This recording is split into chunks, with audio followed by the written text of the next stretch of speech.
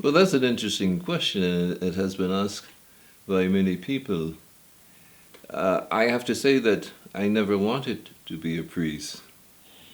I always wanted to become a doctor and have a large family, because I'm from a large family, and get on with my life. The whole idea of priesthood and religious vocation came into my mind when a priest missionary from the States was visiting my village and he talked about what I was going to be, what I wanted to be when I grew up. And I told him that I wanted to become a doctor, make lots of money. And I don't know why, but he said, "Did you ever think of becoming a priest?" I said, "Me? No, no way, priests don't get married." And I certainly wanted to be married. But at any rate, he left me some literature on priesthood, religious life, and I was about 16 years old at the time, 17. And I read it, put it aside, and thinking that this is really not for me. And he came back some months later and asked if I had read the material he left with me, and I said yes. He said, "Well, what do you think about it?" And I don't know why, and even to this day I can't say why. I said, "I'm going to become a priest." He says, "Oh, yes?" I said, "Yes." I said, "I looked through the material that you gave me, I read it, and I said, yes, that would be a good life, and that was it." And he said, "Well, I live in New York, and there's a monastery near me," because I told him that I wanted to become a monk, which was more of a surprise to him. He said, "There's a monastery near me." He said, "When we go back, you can visit the place." And I did, and it was a monastery in New York outside of Rochester called Our Lady of the Genesee. And I went there and I spoke with the priests, and they said, the monks, and they said, "Well, if you want to come, you can come." And I said, "Yes, I want to come." But they said, "There's a problem, because in those days," we're going back to the 50s now, all of our prayers at Mass and our prayers during the day were in Latin.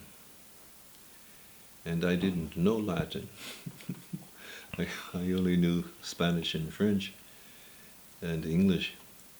He said, "But there is a monastery that will teach you, a couple monasteries that will teach you how to say the Latin prayers. You don't necessarily have to understand what they mean, but you do have to know how to pray in Latin." And he mentioned the monastery in Spencer, Massachusetts, St. Joseph's, and also the one in Kentucky, Our Lady of the Genesee, Our Lady of Gethsemane. And I chose St. Joseph in Massachusetts because St. Joseph was my patron saint.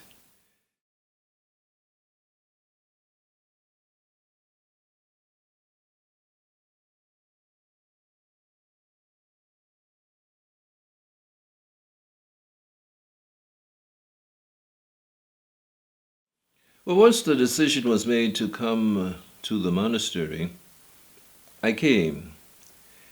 And I came right after high school. So I had not done any work, and there was no career that I could fall back on or say that I had been involved in. Came to the monastery, and I'll never forget the date, February 4th, 1959. I had just come up from the West Indies the day before and ran into snow up to my knees.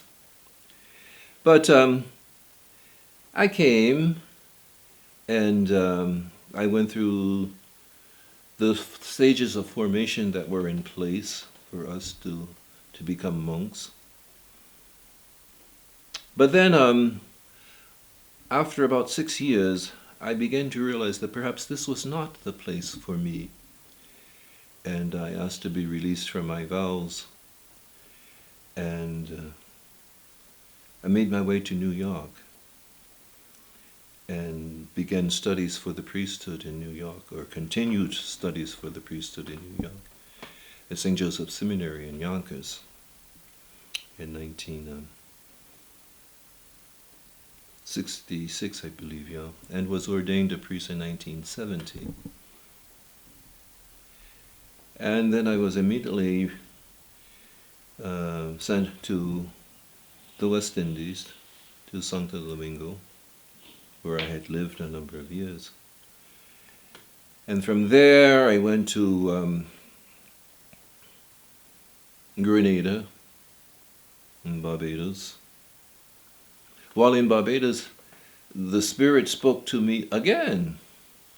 He says, you know, you really belong back at the monastery.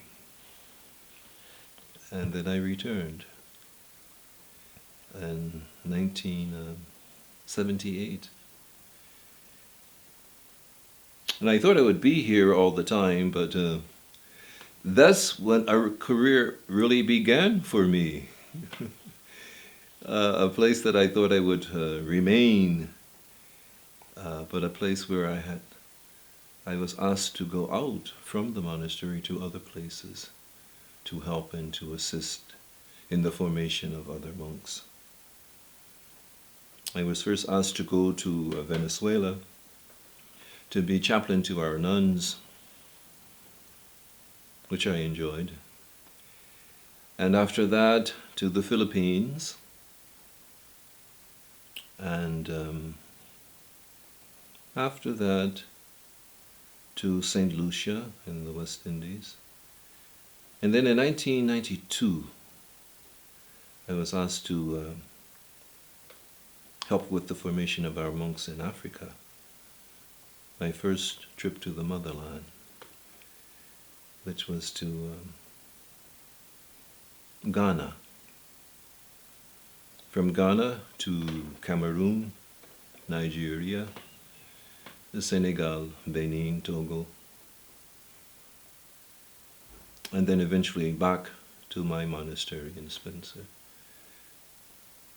So if there's any talk of Korea, it really began after I entered the monastery. There was not much of a career that I experienced before.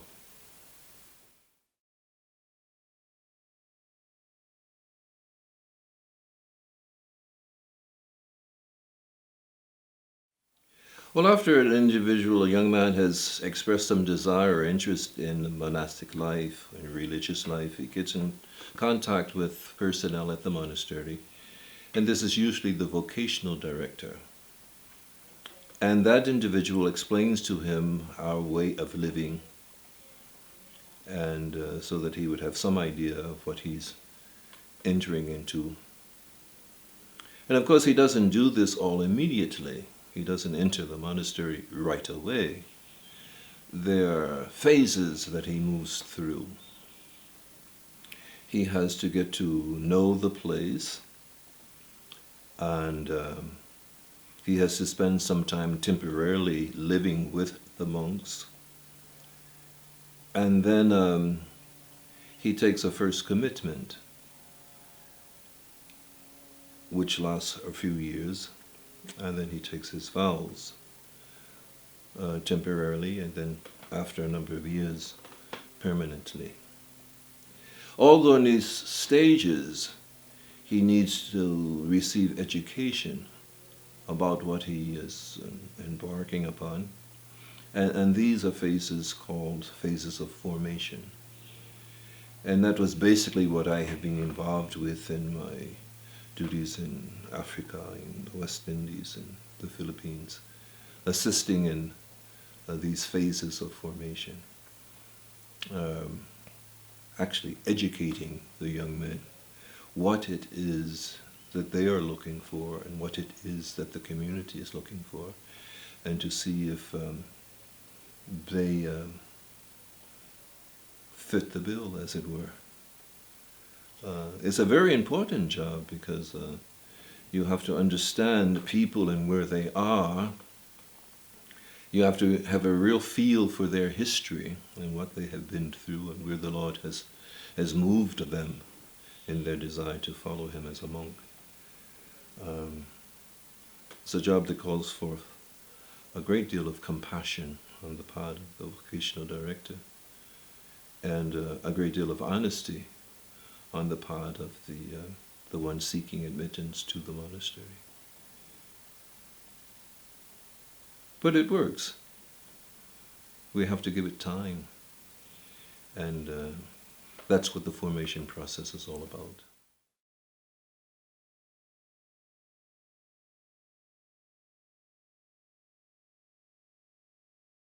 There are two distinct vocations, or two distinct callings.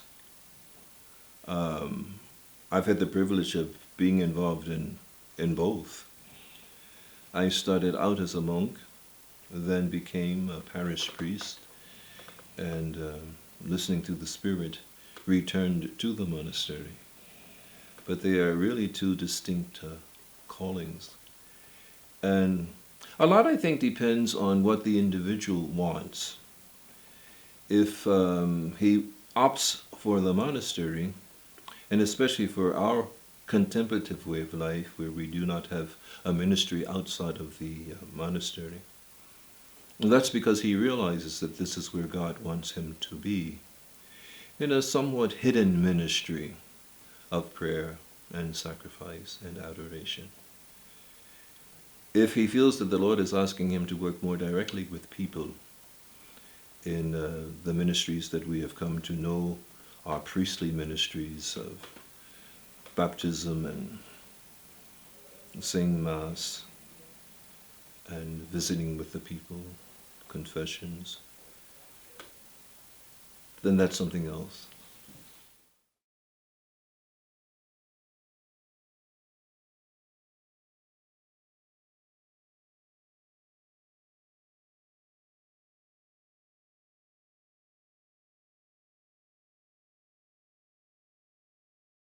Well, most of the ones who would be coming to us with a desire of a religious vocation in the church would be Catholic.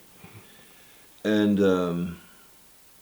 I think the only difference that I found there that I didn't find stateside was the level of their appreciation of the faith or their understanding of the faith. I think in Africa and the West Indies it was a question of people being baptized Catholic and staying in the church because everyone else from the village was Catholic and stayed in the church. But as far as understanding the rudiments of the faith, that was something that came to my attention that was missing in many instances. So even as they joined the monastery, we noticed that there was a need to spend some time on the rudiments of the faith. And that was a great surprise for me. Now, this is not true in every instance, but I think generally speaking, it was true.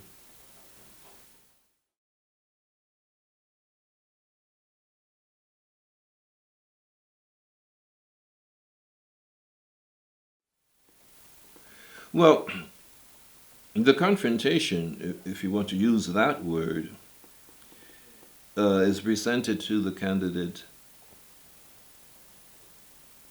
in this way. Are you willing to live the life? Now, there's a very specific way of life that we live. It begins at a certain hour of the day, and it ends at a certain hour of the day. And between these 2 points, there are certain activities that we do because we're monks. Is the young man willing to do this? Is he able to find happiness in doing this?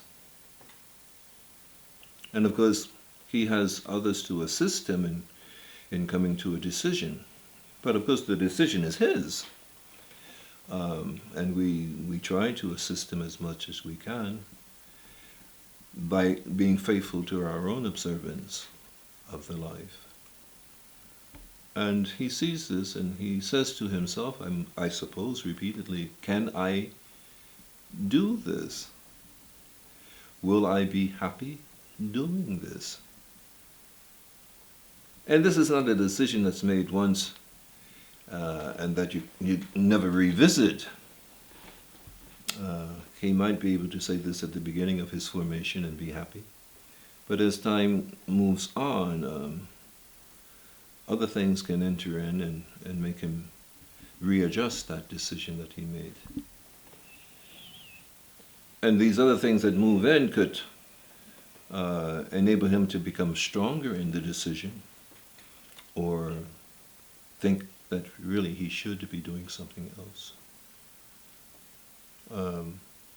But it's what I have always presented to individuals as the thing that will confront them most in their life is simply the life. This is what we do.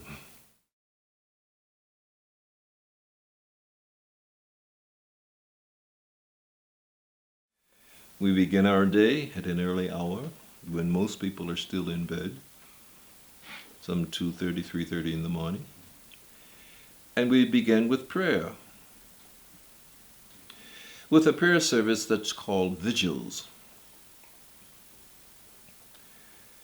During this service, we are symbolically waiting for the return of the Lord. And I've often been asked by some of the younger brothers, well, what if the Lord doesn't come? Well, we continue to praise him. And this is a prayer service that lasts for about 30 minutes, 45 minutes. And after that, it's a time for prayer, quiet prayer, silent prayer, private prayer. And we go about the duties of reading and taking care of our rooms until we come back to church for what for us is the main prayer of the day, and that is the holy sacrifice of the Mass, the Eucharist. And then after the Eucharist, we go out for our morning work, which will last for about 2-3 hours in the morning. And this is interspersed with prayer. Midday we have lunch, and after the lunch we have prayer and prepare ourselves for the afternoon work period. And we come in from that exercise and prepare for evening prayer. And the final prayer of the day, which ends around 8 o'clock. So the young man sees that our life is a life of prayer and adoration. It's a life of work for the needs of the community and for the opportunities that work provides for knowing one another. It's a simple life. If he is looking for something more than this, he knows that he's in the wrong place. So this more than he might be looking for might be found in a different ministry, as a parish priest, as a missionary, as a brother working in special ministries. And if he comes to that decision, we help him as much as we can to see that he can fulfill that decision. And he leaves and looks for other things to do. But that basically is the day. And people say, well, is that all that you do? What do you really do? They want to know what we really do. And then I repeat myself. I say at 3:30, we begin our day. Because that is what we do. And we do those things because that is who we are. We're monks.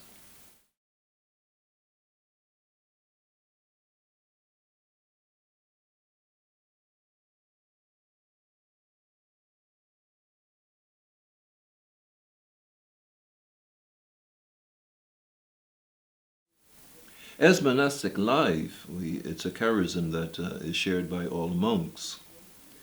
We here at St. Joseph follow the rule of St. Benedict, which is a 6th century monastic rule. And that rule says that we perform all of our ministry of service within the monastery. It's a contemplative rule. So you won't find the monks here going outside for services or ministries. And that is one of the things that make us differ from other religious communities. But getting back to the monastic charism itself, you're not going to find anything like it in life outside. And I suppose that's one of the difficulty that modern monks experience. They want it to be more and more like the life that people live outside. And it never will be.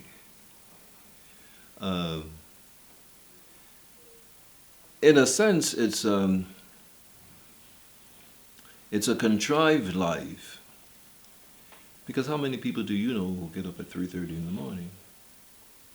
And how many people you know who spend their waking hours praising God all day?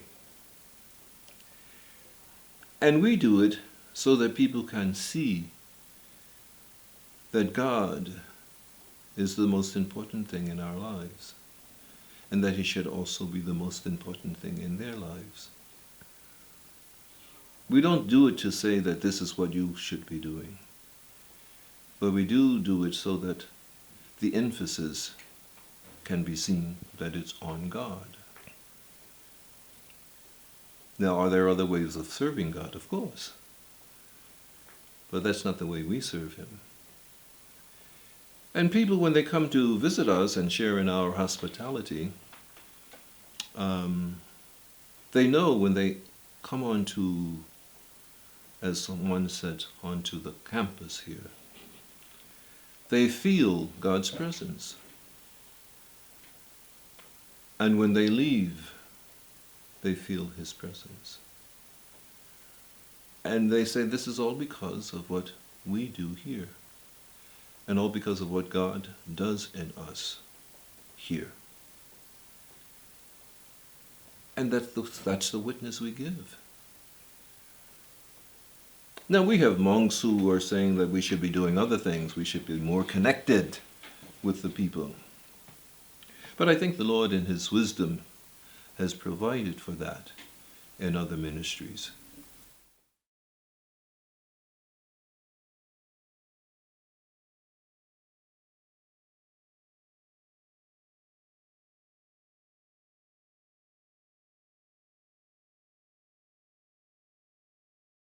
Well, I think the first thing that has to be said is that black folks in Africa and in the Caribbean are not African American.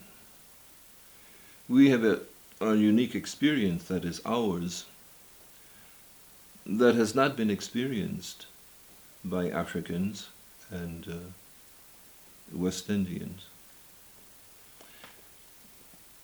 I grew up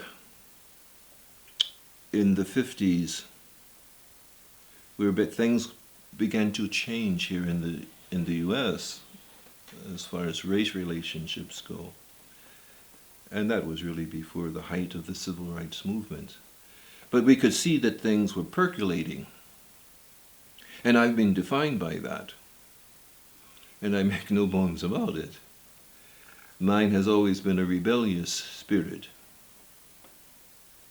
that would bow before no one. When I had the opportunity to return to the West Indies and to go to Africa for the first time, I didn't see that same kind of rebellious spirit. It might have been there, but all I can say is that I didn't see it, or at least I didn't see it in the same way that I saw it in myself. And I had to be careful not to say that Africans were too complacent, or that the West Indians were too complacent. But on the other hand, what I did experience is an acceptance of blackness by Africans and by West Indians that I didn't find in the U.S. on the part of African Americans. And I suppose that was because the African Americans had been exposed to and perhaps intermingled with the white experience to the extent that they were different and had to be different from what you would expect to find in the West Indies and in Africa. When I went to Africa, Africans had an image of African Americans that was somewhat global image of the American. And the black American fitted into this global image. And this global image was a white American. So that it didn't matter how black you were as an African American. In many instances you were considered white, because to their mind you brought with them values that were the values of the white man. I've had occasion to share with people my experience of being in Africa for the first time. And as I was in the village there, the kids told me that they had received a white man into the village. I didn't notice that a white man had come, so I wanted to know who he was, a white man from America. So I said, well, who is he? I'd like to meet him. They said, but Father, you are the white man. Which was very surprising to me. Because the American was the man who came with certain values. And as I indicated, it didn't matter how black you were, but if you came as an American black man, you shared these white values in the mind of the African.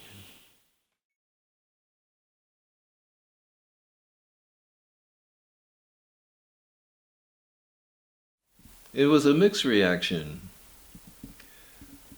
On the part of my mother, she was quite happy, but it was not quite so with my father. And he wanted me to be the first one to go to college and do the things that he wasn't able to do. Get a career, have a family. And I remember that I told him that I was going to go into the monastery. And he couldn't believe it. He said, first of all, well, he's Catholic, but he said, you're going into the white man's religion, and you're going to spend your whole life in the white man's religion. For him, that meant away from blacks, really.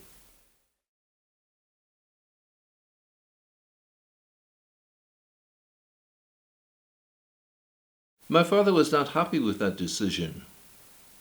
And he was not happy with it because he wanted me to be something else. He could not understand how I would choose to spend the rest of my life in the white man's church. He used the phrase that always stayed with me. He said, you realize that there is no future in the white man's church for the black man. And I suppose he had a right to say this because as he looked around the Catholic Church at that time, he didn't see men of color that seemed to have a future in the church. And he was wondering how I would become a part of this.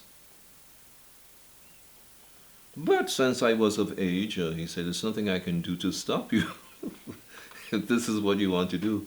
So I can remember he drove me to the monastery from Baltimore, which was quite a long drive. He never got out of the car.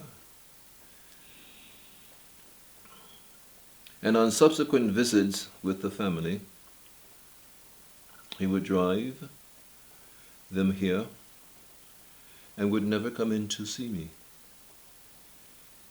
And as I went out to see him, to greet him in the car, he would drive away. But you have to understand that he was hurting. And the hurt lasted for many years. For almost 13 years. And then just the night or two before I was ordained a priest, I called him to let him know about the arrangements. And I had not spoken to him in 13 years. And he was surprised that I was on the phone, and I was surprised that he was at the other end. And I said, Daddy, this is your boy. That was his title for me. I said, this is your boy. He said, hi. And we talked. And I gave him the arrangements for the ordination and where they would stay. Or where my mother would stay, because he was not planning to come to the ordination. He says, by the way, you know I'm coming to that thing of yours at St. Patrick's Cathedral. I was like, that's great. That's great. I said, we can make some adjustments in where Mommy's going to stay. I said, that's not a problem. And we hung up the phone. And then later that night, I received a phone call from my mother. And she says, I understood that you talked with Daddy today. I said, yes. She says, Daddy's gone. I said, Daddy's gone. I said, but we talked for a good hour or so. He didn't tell me that he was going anywhere, that he was coming to the ordination. And my mother simply repeated, Daddy's gone. And I didn't quite understand. I said, but Mommy, where is he gone? Where has he gone to? He said, your father died tonight. I said, he died? I said, but I just talked with him. He said, you were the last one he spoke with. He said, when we came into the room, he still had the phone in his hands. And of course, this was just days before the ordination. But God was good. He brought us back together. And then he decided to bring him home. That was powerful, you know. And I remember the day of the ordination when I prostrated before Cardinal Cook. I could feel his presence. And I could hear him say to me, you done all right, boy. You done all right.